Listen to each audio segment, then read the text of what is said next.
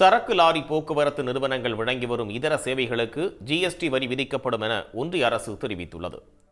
ஒன்றிய நிதியமைச்சர் நிர்மலா சீதாராமன் தலைமையில் நடைபெற்ற ஜிஎஸ்டி கவுன்சில் கூட்டத்தில் வரி வருவாய் இழப்பை தடுக்கும் வகையில் பல்வேறு விளக்கங்கள் மற்றும் அறிவிப்புகள் வெளியிடப்பட்டன.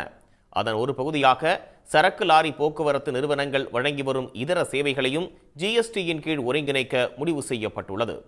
சாலை வழியாக சரக்குகளை கொண்டு செல்லும் லாரிகளில் இருந்து சரக்குகளை ஏற்றுதல், இறக்குதல், சரக்குகளை மூட்டை கட்டி கையாளுதல் உள்ளிட்டவற்றிற்கு குறிப்பிட்ட நிறுவனமே தனித்தனியாக கட்டணங்களை வசூல் செய்து வருகிறது.